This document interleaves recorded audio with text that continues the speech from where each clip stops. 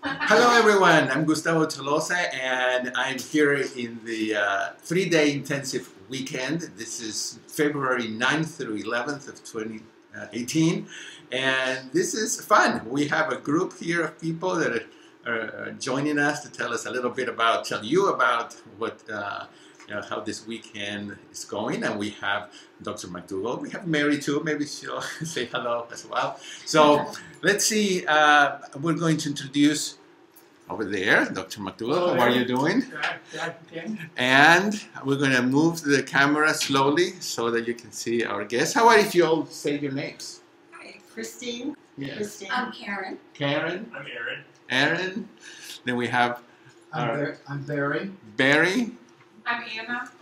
Hi, I'm Mika. Mika. Very good. And these are just, a few of, we probably have about 130 people in there. Some of them have never tasted the food before. It seems like they all like the food. Yes. It's gone pretty quick. You have to rush there to get. Very good. Some of you, this is your first time here? Yes. Yeah. But no, No. you've been here a couple times. Can you tell us where you're coming from? I'm coming from the East Bay. East Bay. How'd you get talked into coming here? Well, my son, who is the one that got me here, and he didn't have to do too much talking, so I kind of wanted to come Have here. you had a good weekend so far? Oh, yes. Yeah. Can you tell us where you're from and how you got here? Sure. I'm Karen and I'm from Karen, can you talk this way? Oh. Yeah, that way people Okay. can hear you. I'm Karen, I'm from Danville. And I had friends recommend that I come, in particular Dulcie. Oh, okay. So this is your first time also? Yes, first time. What impressions have you got out of the weekend so far? You know, be honest. That I can eat lots and still be healthy. Okay. Yeah, how have you found the crowd in general? Very diverse, which I really liked. I like finding different kinds of people. Okay. Pretty friendly group too. Yeah, different countries, different backgrounds. All over the world. Yeah. But good. And the instigator. I'm from Sacramento. My wife and I started watching Food Revolution Network, and we learned about the I Thrive series, and then we learned about Dr. McDougall, and then ever since we've been watching all the webinars and following the McDougall diet, and had great results. I've lost about 60 pounds. Yeah, can you imagine him 60 pounds heavy? So I want to share this good feeling with all of my family and friends without ramming it down their throats. And how does your wife feel about you? She's extremely happy. And her stomach, she's had stomach problems since she was a teenager, and those are finally going away. And no doctor ever told her to change her diet. Well, it's unfortunate. I know I was a little rough on the doctors this morning on heart disease lecture. I think I probably had a little indigestion myself. That's why. But doctors really should be angry. They should be angry at the medical schools. They should be more angry than the customer, because we have been given tools that plain and simple hurt. They do more harm than good in most cases, and we are told and forced by salespeople and lawyers and everybody all around us to sell people diabetic drugs that are known to do no good and much harm. And we as physicians should be furious about what we've had to do to our customers. And so I'm not surprised your doctor didn't tell you, none of your doctors, and I'm sure there are among the dozens that you know of that you've seen. It's really not our fault, except that we've heard this before, so having the knowledge, we should be acting. We got cheated. You want to go into a good profession where you really help people, don't pick general medicine. Maybe eye surgery. But you're going to be, if you really look at your results, every day you're going to say, well, another failure.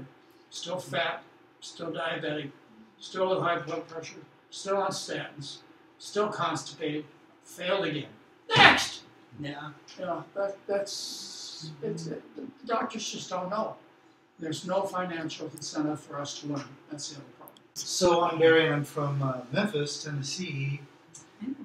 Years ago, I watched the movie Forks Over Knives, and was following pretty much a vegetarian diet.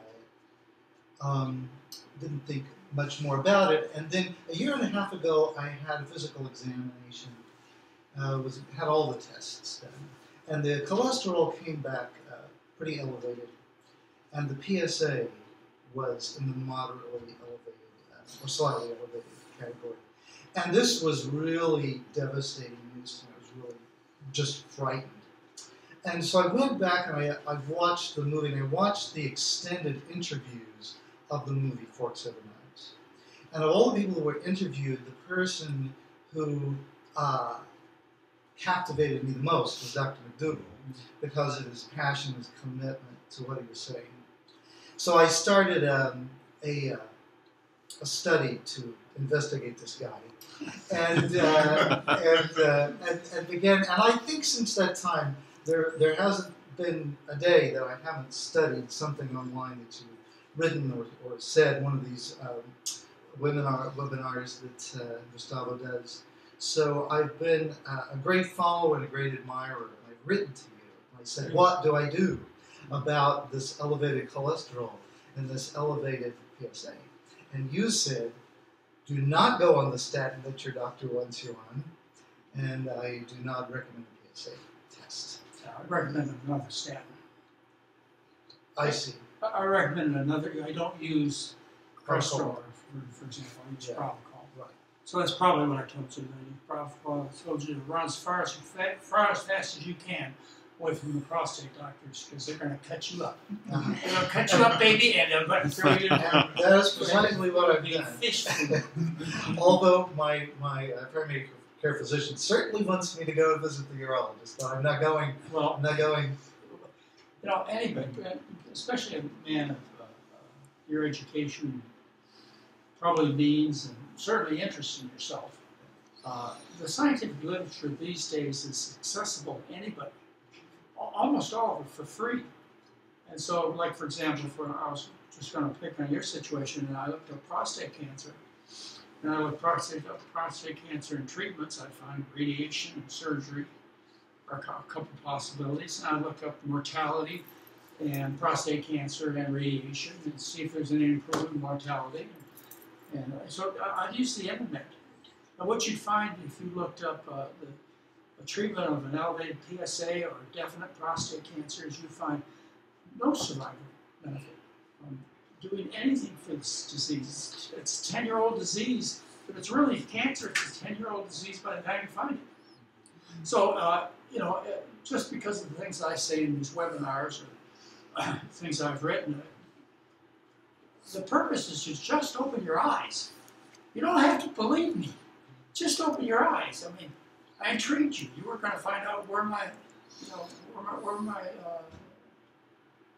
faults were. You know, where the flies were laying on Dr. McDougall. You know, and hopefully you didn't find too many. Didn't find it. You know? Well, that's the purpose of all the doctors and nutritionists and people who are interested in your health. The only purpose they should be is an eye-opener, so that you can do your own learning. You should never believe anybody, in my opinion. But take what they say as an interest that you're going to find out for yourself what the real facts are. Okay, from all the way from the Netherlands. I'm Irma. I've been here 3.5 years ago with the 10-day program, and it was wonderful. And I've people from all. So I decided for myself once I go back, and now it was the time to come back. So the weekend is again wonderful. People are friendly. The food is good. Yeah, it's more refreshing, and yeah, it's a work. It's a travel work. That's a long way to travel. Yes. Well, I am very honored. Thank you, Toast. Hi. Yes. Oh, I traveled a little less, only from New York City. It's really nice to be here, and big thank you for opening our eyes, because that's the big takeaway from this weekend is there's so much information out there that's obscured to us, and I mean, I come from a relatively educated, well-educated background and family, and this information is just deliberately hidden. And I really identified with what you were sharing and the anger that you're feeling about how it's not more publicized and more spoken about. So a big thank you to you and to Gustavo for the webinars, and hi to my mom who loves you. She's the reason that I'm here because she sent me. She said you must go spend the weekend, and I'm so happy that I did. Thank you. You've had a good time this weekend. Wonderful. People are wonderful. All of the professionals have been wonderful. The lectures, enlightening and somewhat entertaining. Very entertaining. Yes, really, it's really wonderful seminar. Thank you. Appreciate that. And we have the next 3-day weekend in September, right? Hey, sometime in September. We're going to probably about 3 10-day programs. We have a few programs for corporations we're doing. Next month, at the And beginning of September, we'll have March, another you have the 10-day.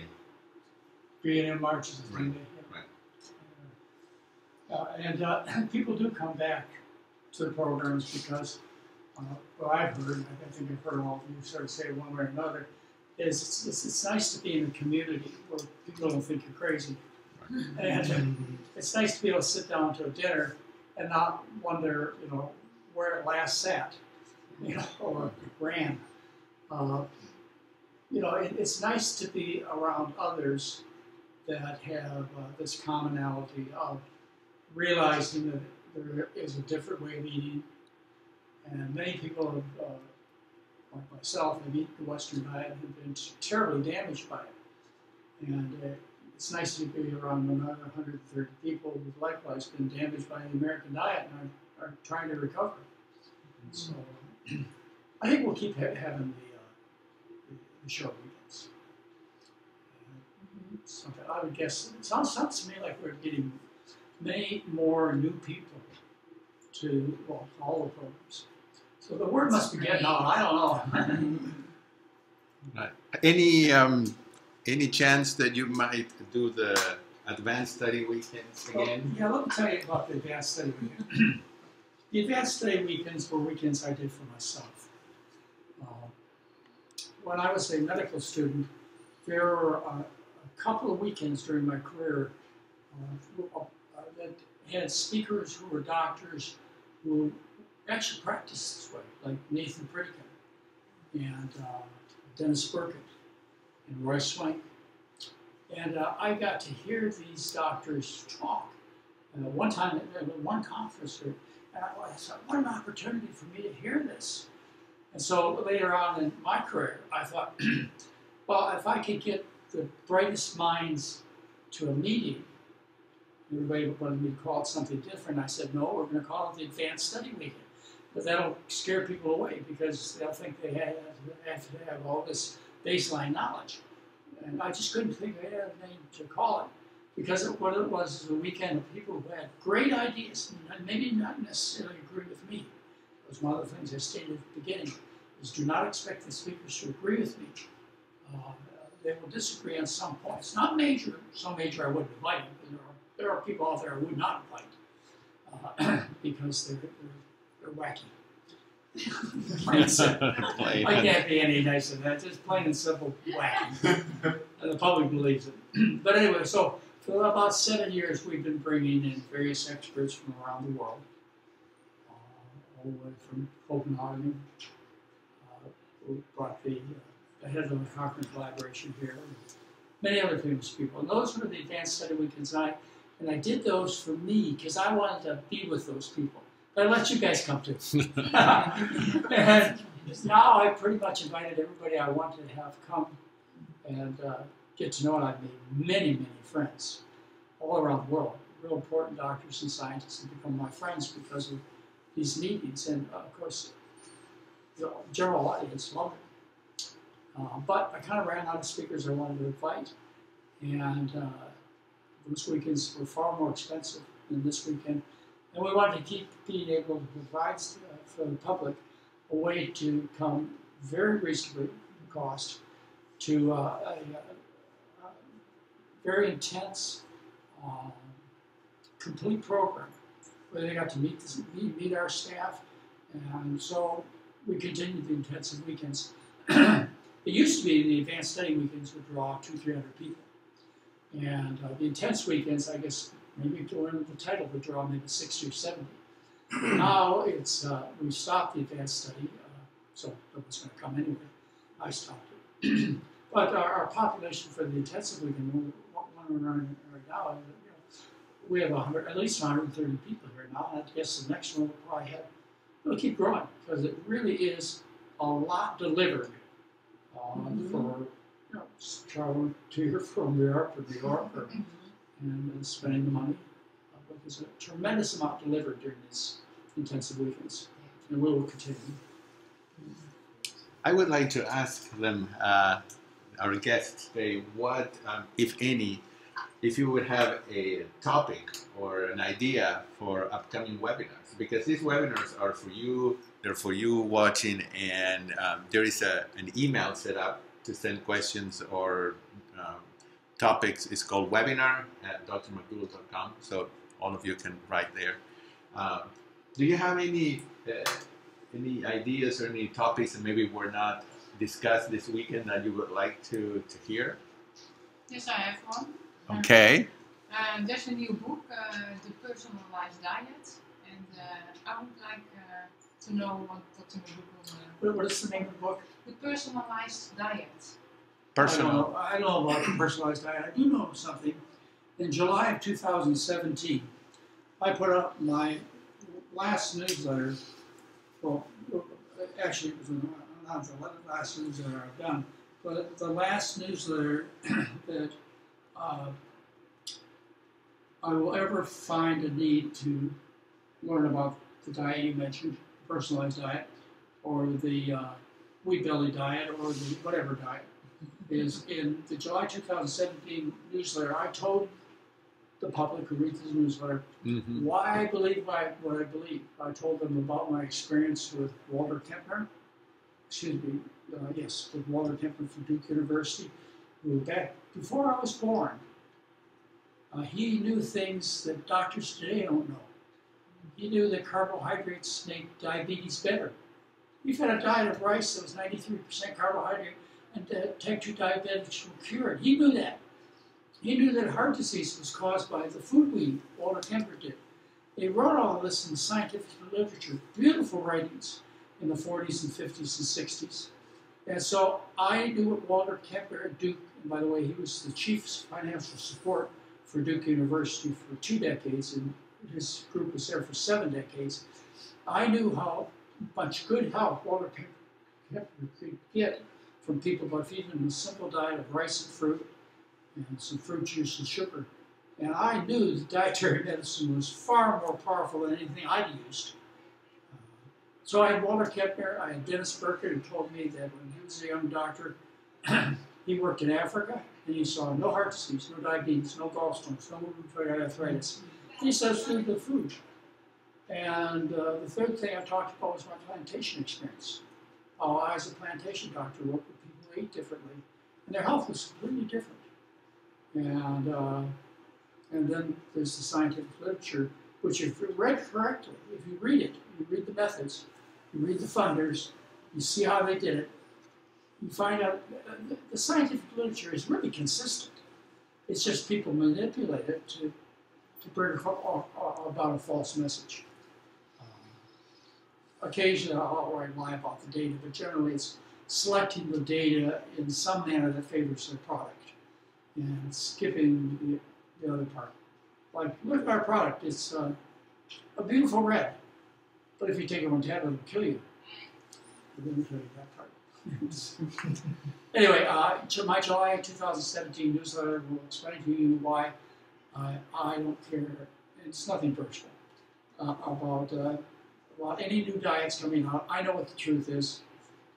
I've spent 50 years living it through other people, and so I guess that's why I'm giving you an answer you probably never expected to hear. Because I'm not talking about other diets anymore, ever. It's just about a waste of time. It should be a waste of your time control, too. Well, go visit the newsletter. Maybe July 2017. Right. That was an excellent explanation. Yeah. I like I wrote newsletters for 31 years. And it made me keep up to date, it made me think all the time. And I've researched hundreds of papers to write a newspaper. And so I miss writing them, except I've written everything I know. Mm-hmm. So that, I'm in a position where I have to dream up things to tell you about.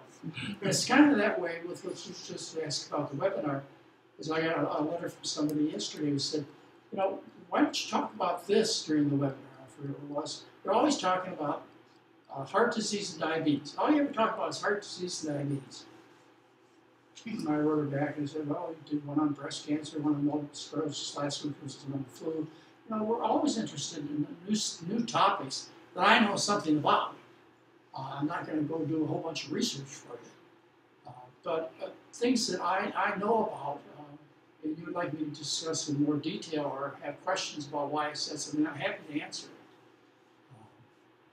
So the same thing for the newsletter and the webinars. I'd still be writing the newsletter, except I've already written it for you. Right. Any other?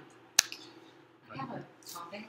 Maybe you've covered it already. Have you done a webinar or a newsletter on migraines? I have not done one on migraines, and I'll tell you why I haven't.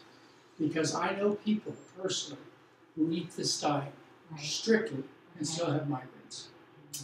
So it's that's the main reason I haven't brought it up. But I will tell you, I had a person within the last couple of days tell me that the diet cured migraines. Oh, the diet has helped tremendously. I cut out eggs about 3 months ago, which was huge for me. I ate eggs every day.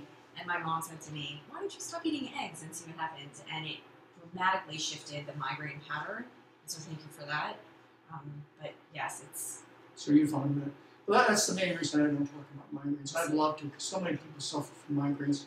It's just that I know for sure there are people who eat as strictly as I would recommend.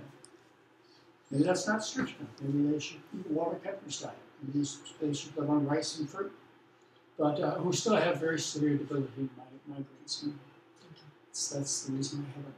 Would something like a elimination diet be helpful? Well, when people ask me that, for example, if you came to me as a patient and you said, well, do you think there's any chance the diet would help my migraines? I'd say, well, it's possible. I've heard other people tell me that, but I know people who follow diet strictly who still have migraines.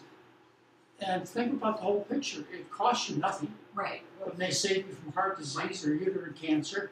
So why not give it a try? And then you can come back and tell me whether or not it worked, and I can add you to my person list. Right. Now, when we do that with, say, rheumatoid arthritis, and nearly 100% of people come back and say, I'm cured. Mm-hmm. Yeah, we're real excited about that. And the migraine situation is not, maybe I haven't been looking in the right places. Interesting. Yeah. Thank you. But if you ask me on another level, do I believe that in some people migraines are caused by food and cured by food? Sure. I've seen that too. For sure. And what do you got to lose by eating a good diet? Yes. I'd say that this weekend's been an excellent introduction and covering a variety of topics in a general way. But I would be interested if there were a weekend that had more specific topics and we were able. Maybe that's what the advanced study weekend was. No, it's a good idea. But if there were one on prostate cancer, for example, I'd run back. Yeah. And I think a younger man than me will do that someday. No, I think that's an excellent idea. Yeah, It should be done. Yeah. There are diabetic experts out there in all aspects of diabetes. For example, proper foot care. Mm-hmm. We should have a diabetic weekend. We would want to have, say, an ophthalmologist, vegetarian or not, who really could shed some helpful light on an audience. Speak at a weekend dedicated to eyes. Yeah. So it's a great idea. An advanced study would be a great platform because we don't require people to eat, our speakers to eat a vegetarian diet to be speakers. I require, when I invite a speaker, I require them to impart knowledge that's worthwhile to my audience. And that's something that you can agree with me or not agree with me. Many of them stood there and made a big point about not agreeing with me. And the audience they're all in on the gig. They just laugh. We know you're here because you don't agree with him. That's why I invited you. But no, that'd be a great idea. And I think it will happen if the movement ever gets big enough. Because if you'd say just limited to diabetes should be a big crowd. Yeah. But you got to make sure you can get a large enough audience to put on such an endeavor, because you're going to pay your speakers at least $1,000, and sometimes much more than that. So it's going to cost you for speakers. If you're going to film it like we filmed our other ones, it's going to cost you like $30,000, $40,000 in filming. So it's not a light decision to put on a weekend, especially one that is dedicated to a specific point, such as diabetes or prostate cancer. Yes. But maybe we'll do that by a webinar. Oh, sure. So, you know, Right. this modern age, it's really given me new life. At a time when I don't want to get on airplanes anymore, I don't want to travel anymore, but I still want to talk to the public. You know, because of your webinar skills and your willingness to help me and work with me together, we've been able to get to far greater numbers of people. So the day may come when you ask that question to a central person such as myself, why don't you have a weekend or a day on prostate cancer and have specialists speak who would help me make decisions like, should I get another PSA test done? Should I have ever gotten a PSA test done? You know, which is the most humane treatment? Which treatment is most likely to leave me sexually active?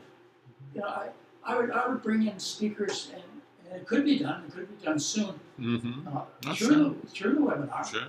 And with a dedicated, I think we could get a big enough audience to make it worthwhile. Certainly, Gestapo works. Sure. Oh yeah. Yeah. That would be. Yes. We could skip a veggie burger. Oh, I'd be happy. How about a webinar on ADHD? I don't know if you guys have done anything like that, but I've experienced some benefits from the diet in that area. Yes. I have one paper on that on my whole website. Okay.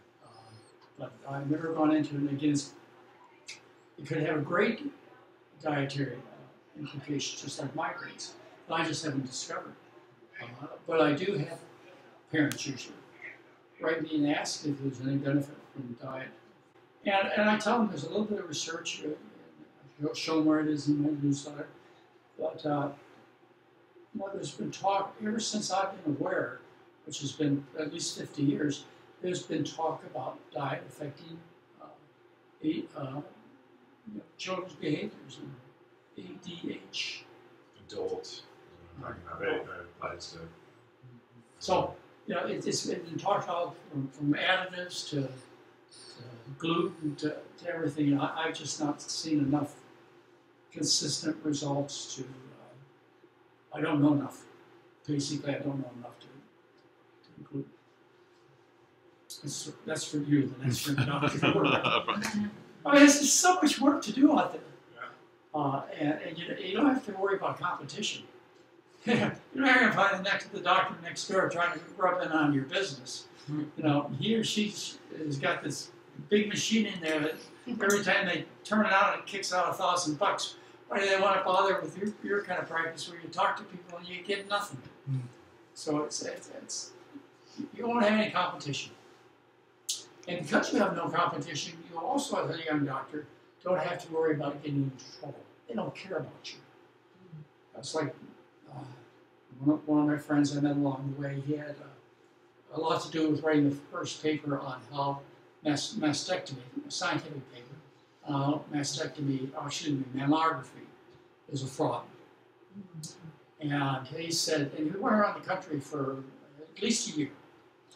And we became good friends, and he talked at doctors' groups and around, and finally he just stopped appearing. And I called him up and I said, why don't I see you talking anymore? He said, well, at the last conference I went to, another doctor came up to me and said, you know, this is getting serious, and we're talking about it. The problem is, buddy, you're getting into our pocketbooks. He took it as a serious enough threat that he said, it ain't worth it to me. And he just stopped lecturing on the fraud of mammography, even though the Cochrane collaboration today, the most respected organization in the world, says mammographies are a fraud. It has a screen technique. It won't usually happen. Believe me, get into the business, they'll leave you alone, they'll ignore you, they don't give a darn unless you take away some of their efficiency of their little machine that kicks out $1,000 bills. Then they're going to be mad at you. But you have to wait till that happens. I haven't been able to really explore all your webinars, but you probably have touched on the autoimmune diseases. We've done quite a few. Sure. We've done on rheumatoid arthritis. And osteo. We've done and most of the webinars have a title that would lead you to what you're looking for. Okay. Well, there's a great search feature on my website too. Put in search, put in migraines. Okay. Search colon. Yeah. No, there is like a box that says search, Oh, okay. and you type the topic that you okay. like, and it really is very efficient to find. Yeah, I'm looking forward to. Well, this is really nice of you guys taking Yes, this on thank the you. seminar. Mary, why don't you come say hello? Oh, I can say hello. Yes, but come with your husband. Anytime you Yes, Mary was here very quiet, I was and we here always sitting. love. There's no place for me to sit. Yes. Hello, everybody. As long as I got you here, Mary. Okay, Yeah. what's the question? You've been going to these intensive weekends now for probably 15 years. Yeah. What would you say, do you have anything to say about this crowd? Or, This crowd. I think this crowd is more interested yeah, in I'd say learning. that. I think they're not here just because they're curious. Mhm. They're here because they really want to learn something. Yeah, They're notice here because they've been trying on their own or something like that. And a lot of other 3-day weekends we've had, people have come just because they're curious. Right. They want to see what it's all about. And it seems to me that this time we have more people here because they know what it's about. They want to know more, Yeah. you know, and see if they can learn some more. So I think that's the difference. Right. I have a question. Do you find most of the people that come are already vegetarian or vegan? Most of the people are from right now, vegan or vegetarian. There are a percentage of it. But I still have to start at ground zero because people believe that the issue is not eating animals. And it goes so much further than that. One area of mistake that they go in is they eat broccoli, cauliflower, and sprouts. They live on, quote, vegetables and they starve to death. Others live on fake foods like boca burgers, fake cheeses, and they call themselves vegetarian or vegan. So I don't think we particularly get, as a percentage of, we were going to ask how many are vegetarian or vegetarian or vegan. I think you get as high as the percentage as you might expect. There are some. You could ask how many were Starcher Wars. Yeah. Those are people How many who are know what we're Starcher talking about. Wars?